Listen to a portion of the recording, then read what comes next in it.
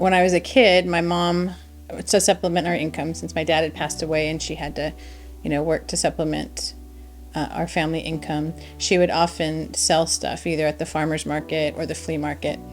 And so we would go to these storage auctions, and I loved it. We'd go to these auctions, and I was probably 7 or 8 years old, and she would buy the stuff that people had left behind, boxes of things, and you couldn't look in the boxes. You just bid on the boxes and got whatever was in them.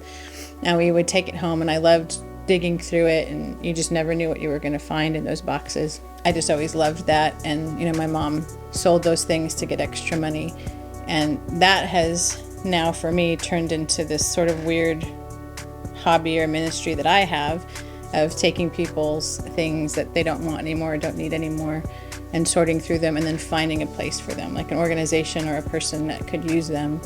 One of the main places I take it is a clothing closet that's at the Jar Ministry. It's called the Denise Skinner Clothing Closet. It's open on Saturdays. So usually, most Saturdays, I take a load of things there. I take things to Sarah's project, sometimes to community youth services, it's just sometimes individuals. If I see something and I think, oh, I know somebody who could use this, I'll text them and say, hey, could you use this? And a lot of times it's something that they were needing, and it's really nice to be able to provide it that way and, be a conduit.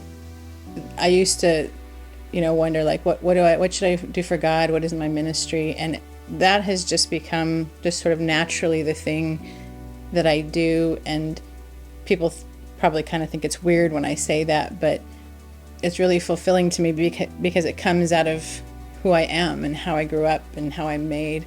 And so I think one of the things that I've learned from that is, if you want to give of yourself, you first have to know yourself. If you're going to be generous with who you are and from who you are, you've got to be aware of who you are, and also respect who that is. Like, your life experience, the things you've been through, good and bad, that sets you up to be a particular kind of generous, because only you can give what you have to give. There's a organization in town called Ardmore Family Literacy, and they help people with like getting their GED and stuff. It's a really neat organization, and my husband David is on the board, and there was a message about one of the students needing a bicycle because he had to travel really far by foot just to get to his GED classes. And when I heard that, I thought, well, somebody's got a bicycle sitting in their garage, because there's been times in our life where we've had a bicycle just sitting in the garage that nobody uses. And I started thinking about people in the church that might possibly have a bicycle that maybe they didn't need. And I thought of Michelle Sinkler. And that's just who I thought of. I thought Michelle might have a bike. And I called her, and Michelle had a bicycle in her garage that she had bought for a particular purpose, but she hadn't really used it for that purpose yet. And it was kind of sitting there waiting to be used, and she just, for whatever reason, hadn't. And I shared with her about this young man who needed a bicycle. And she was, because of the kind of person Michelle is, she was happy to give him that bicycle. And then they sent us a video showing him learning how to ride the bike, because he didn't know how to ride the bike, and seeing the joy that he had to have this bike that had just been sitting in a garage.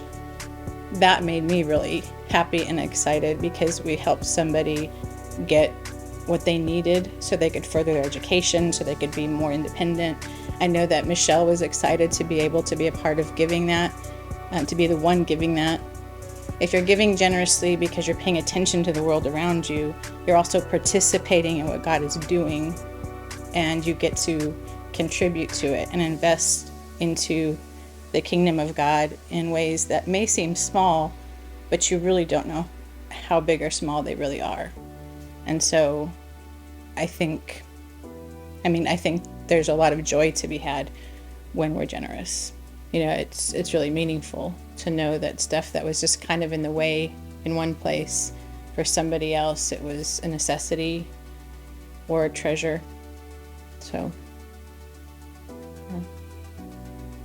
But it also reminds me that we don't really have excuses not to be generous, because again, there's always something that you can give. I've just found a way to be able to be generous with other people's stuff.